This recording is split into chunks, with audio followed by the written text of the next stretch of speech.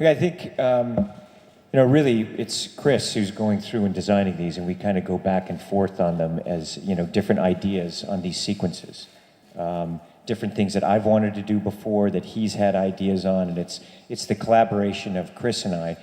And, sometimes he'll come up with the whole thing and design it, and then we'll go through it, and we go back and forth. So it's not just me, it's, Chris McQuarrie. You look at what I he don't designed. have to do them, which is what makes it a lot more easy to come up with them.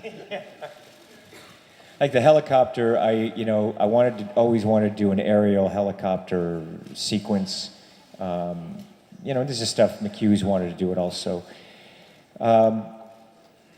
I take my time and I work, step by step on gradients to build up to these sequences.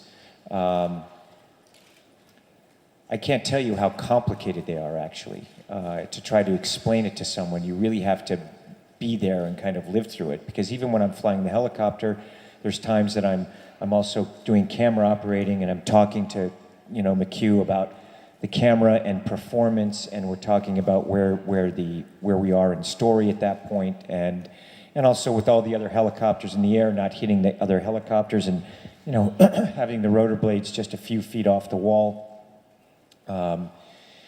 And the kind of the challenge of just filming hours after hours in that helicopter with everyone, and that's just one part. And while I'm training for one thing, I'm shooting another and preparing another. So it has that. I've really, and I work with Chris to go through, and we design the schedule to try to make it so that I can get through it.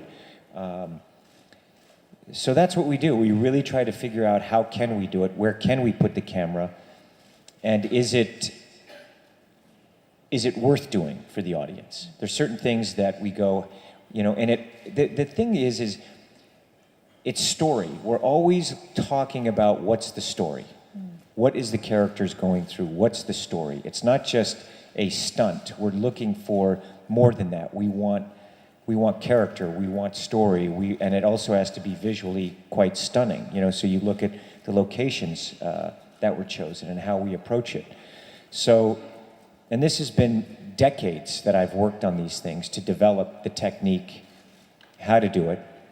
I've worked with different stunt teams to develop them to a place to kind of, and I'm very, I go through with them in terms of what I need to survive these things and make it so that I can do it again and again and again.